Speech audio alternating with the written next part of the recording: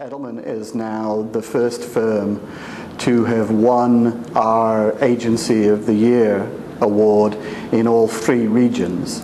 I think that's a reflection of the fact that over the last decade or so, the firm has built a really strong but balanced portfolio of business around the world.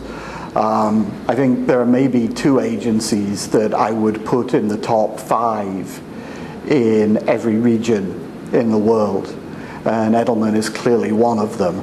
In fact, I'd probably put Edelman now in the top 3 in every region in the world, which is very difficult to achieve.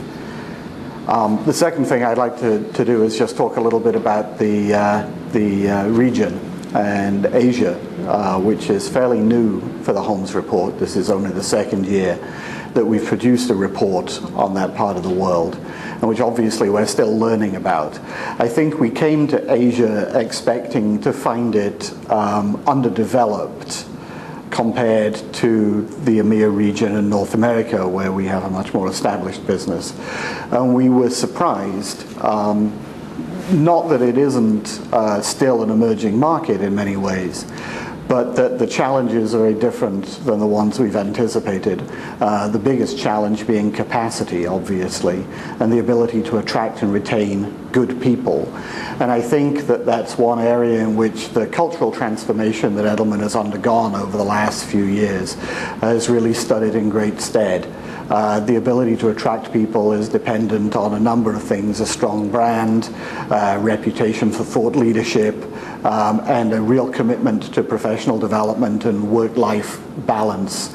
And those last two things are areas where I think Edelman has improved quite dramatically over the last 4 or 5 years. The specific reasons why Edelman received the award this year, it comes down to 3 broad areas. The first is growth. To see a firm, even in a fast developing market like Asia, quadruple in size over a period of 5 or 6 years is very, very impressive. And I think that that kind of growth has now established Edelman as one of the 2 or 3 largest firms in the region. Obviously that's difficult because so many of your competitors refuse to tell me exactly how big they are. But I think it's a fair assumption that Edelman is now in the top 3 and probably in the top 2 in Asia. The growth has been underpinned by a lot of good new business wins. Companies like HP, Nomura, BMW last year, joining a client list that already included some pretty big names, Johnson & Johnson and Microsoft, and, well, you know the names of your clients better than I do. The second thing that contributes to this kind of award is the leadership of the agency, the talent that you've been able to attract. I think Exhibit 1 there is the Regional Chief Executive, Alan van der Molen. It's really his arrival in Asia that sort of halted the 2 steps forward, 1 step back progress that the agency had been making for a while, and put it on the growth trajectory that we've just talked about. And Alan is surrounded by a team of very strong leaders in the individual markets, some of whom are homegrown, some of whom have come in through acquisition, but which give Edelman a real strength of leadership in I think all of the key markets around the region. One of the things that makes Asia unique is that it's not a region as much as it is a sort of confederation of sub-regions. And Edelman is one of the few firms with genuine strength in Australia, in India, in China, in Japan, in Korea, which are 5 very different markets and require their own leadership style. And of course, a giant player in Indonesia, which I think is going to be a major market as the region continues to develop. The final thing that I think sets Edelman apart from all of its competitors, not just in Asia but around the world, is its thought leadership work.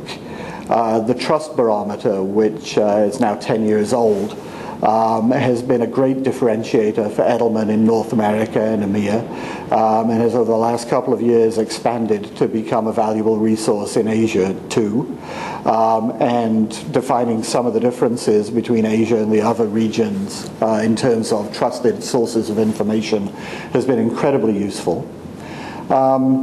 But it's not just the trust barometer, there's also the good purpose research, which I think has helped to position Edelman as a leader in CSR. There's the work that the firm has been doing in the social media arena, which I think is second to none. And I think Asia is rapidly catching up to North America in the use of social media, particularly in China, where the bulletin board system is really formidable.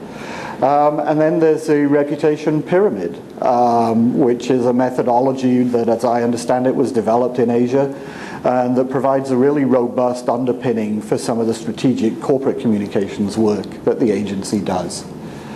The bottom line is that I think not only was 2008 a really good year for Edelman in Asia Pacific, but the last 4 or 5 years have been really good years for the agency there.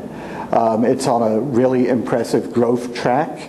I know the plan is to double in size again by 2012, and I see absolutely no reason why that's not achievable given the progress that you've made and the growth in the region.